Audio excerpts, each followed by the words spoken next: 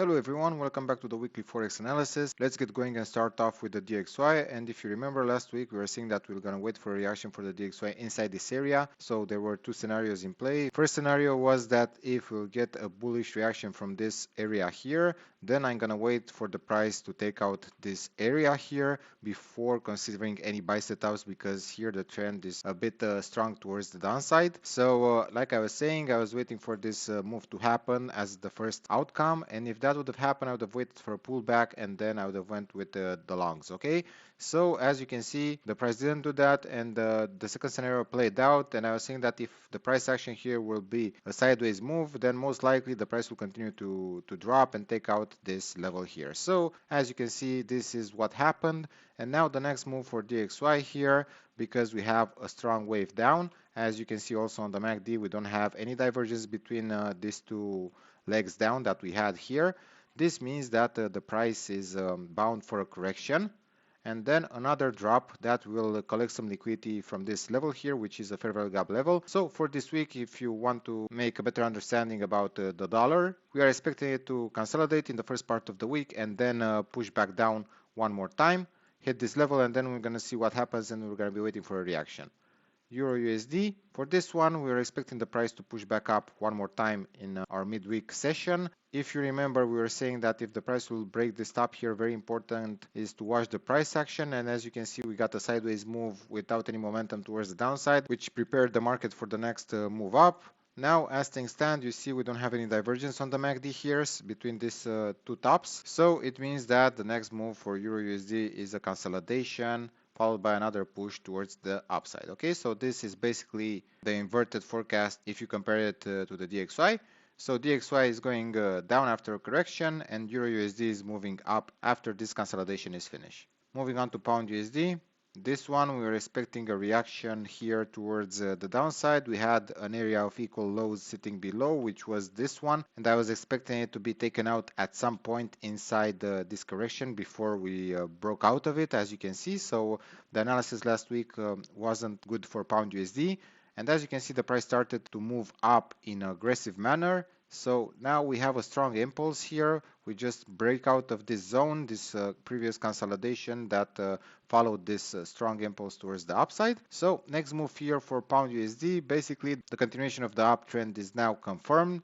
Next move, consolidation, one more move towards the upside. I can see this consolidation being similar to this one to reach this level here, because we have some small liquidity below, or it could be something short before pushing back up. Dollar yen, as expected, we are looking at this possibility on Wednesday's analysis. The price was doing this pullback here at that moment in time, and we were saying that we expect the price to push back down here to take this level one more time. As you can see, the price did exactly what we forecasted. At that moment, DXY was bearish when we did the analysis, so this was a bit more clear for us that it will go down. So the way things are looking, USD yen, this one has a good chance to go a bit lower than it did right now. So next move would be one towards the downside. MACD here is pretty strong towards the downside. As I was saying, we have no divergence between these two legs. In fact, the indicator is pretty strong towards the downside, so the bearish sentiment is prevailing at the moment. And what I'm expecting here is a consolidation, maybe a deeper pullback, because UJ likes to do moves like this, sharp waves up as pullbacks before dropping again. You see this red line here is the next level that we will take into consideration. If it gets broken, that the downtrend is basically confirmed. And if that happens, if we get a consolidation afterwards, then the price can go even lower than that. Okay, but for that to happen, we have to wait a bit more. So focus on the next move, which is a consolidation, either a pullback before dropping again and taking out this red level that we have drawn with this line here. Okay, so if you get a setup, time your trade, don't risk big. Australian dollar versus the US dollar, this one is moving towards the upside. Accordingly, we're expecting this level here to be taken out. So the way things are looking, the price here doesn't have any divergence on the MACD, so it means that next move for Australian dollar versus the US dollar is another push up, but first we have to get a consolidation. I'm expecting the price to reach the core zone again, which is the area that it previously corrected, before pushing back up. So this is the forecast for Australian dollar versus the US dollar. New Zealand USD, similar. The only difference is that it didn't take out this top, it only tagged it. So we expect here consolidation as well. and one more move towards the downside. This level here will be taken out, that's for sure. So next week, focus on this possibility for New Zealand USD. Dollar CAD, this one reached a very important level of liquidity here. It collected some liquidity, and now we have two options. We have to be pretty careful with this one. So the first scenario is that the price could continue to go back up, then make a pullback before resuming the uptrend. This will definitely break the top if this scenario plays out. We have to take out the previous lower high level. So if that happens here, if we break this area and then pull back, then most likely the price will go back up.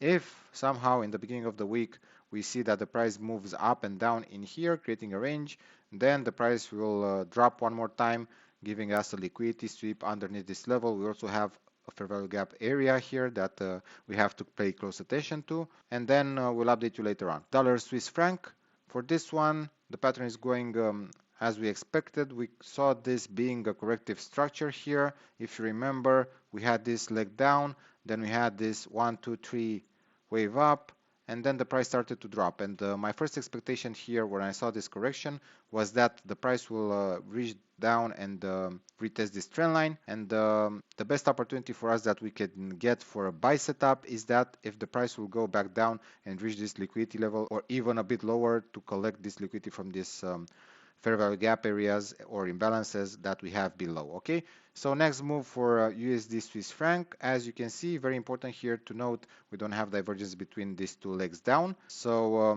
the price has to correct here a bit, drop one more time towards this level or even a bit lower before giving us a buy setup. So for USD Swiss franc, the bearish scenario will be around in the coming week as well. So if you get this setup, you can trade towards the downside, but manage your trade and don't risk big. Pound yen, this one here, we were expecting the price to make a consolidation when we were starting to get this move down.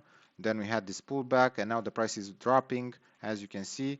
MACD, no divergence between these last two legs here, so my expectation is that the price will make a similar pattern to this one, and then it will drop one more time to collect the liquidity below. Okay, so this is my expectation for pound yen in the coming week. Now let's move on to gold. Gold is moving pretty strong towards the upside like we expected. Unfortunately, we didn't manage to get into any trades. We were waiting for a proper pullback here before pushing back up, but as you can see, the market pushed the price very high without any momentum towards the downside, and because of that we didn't have any corrections here. We just have a small flag here, an even smaller flag here, so it was pretty hard to get into this kind of trades.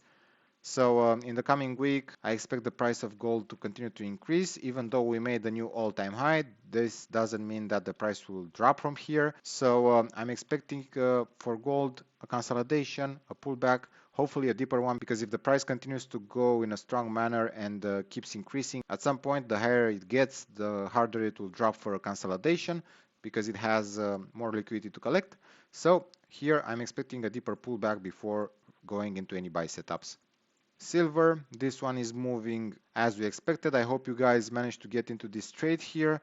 We had a nice setup here. If you remember, we were saying this on Wednesday, that if the price corrects here after this breakout that we had from this yellow line, then the uptrend is most likely confirmed. We got a pullback. Now the price started to push back up, made a new higher high here. The next move for silver is a consolidation and then one more push towards the upside at least. Okay, so if you didn't manage to get into the trade from here, try and wait for a deeper pullback, because this will be your second chance, and this has a lot of room to go to the upside. So try and don't miss this trade. I'm not trying to freak you guys out, because even if you miss this one, you also get at a higher level another good opportunity to buy.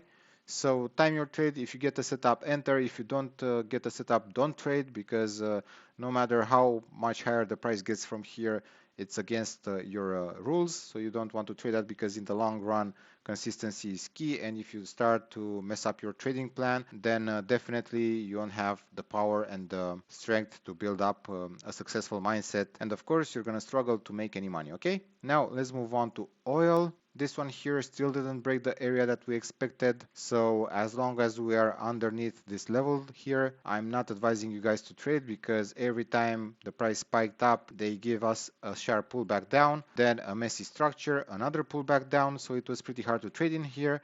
Then we had this messy wave up, which tagged this level here and then started to push back down, spike up, and then it started to drop again. So imagine the pain you would have been if you'd have traded this pattern. So best way to approach things here is to wait for the price to break out of that level that I was saying. So wait for a breakout, wait for a pullback, and then wait for a bullish reaction. Trust me, if you get this breakout here and the price will pull back, then it's not going to stop until it hits at least $90 level per barrel, okay? This is the first target. The second target is around the $100 level. So I assure you that if you have enough patience, you'll benefit from this trade, no matter where you enter, no matter if the price goes in a straight line to the $90 level and then pulls back. It will definitely give you a pullback, which will give you a chance to enter in the trade and have a nice risk to reward, okay? So like I was saying, don't freak out if the price goes up in a strong manner. You'll always get your setup. Only thing is that you have to be patient. Natural gas, this one is still correcting. We reached this liquidity level, this order block here, and then the price started to regress a bit.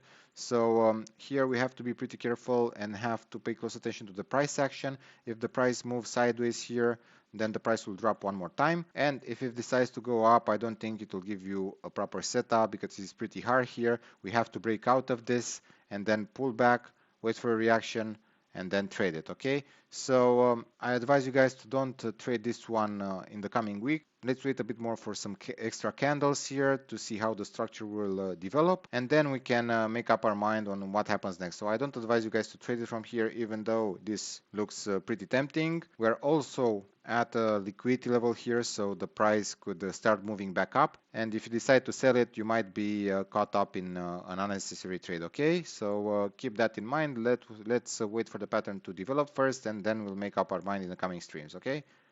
S&P 500, for this one, the price is moving accordingly. We're expecting the price to push back up again, take out this top. And the way things are looking here, the price is making a small pullback. This one, I want to see it go towards the trend line for me to be able to trade it towards the upside, because if it continues to make these small consolidations, I'm not that trustworthy in them, because this could tag you up and then push back down before moving back up again, and you'll end up losing two trades. You'll end up losing this buy here, because it will come back down and take out your stop, and you'll also miss this buy setup, because you'll be focused on the losing trade. So best for you guys to wait for this pullback to happen, wait for the price to reach the trend line, and wait for a reaction from there, okay? NASDAQ, this one broke the top one more time, create a new all-time high here. So the next wave that we expect is a consolidation. One more push down, either towards this level, either towards the second area that we have highlighted here.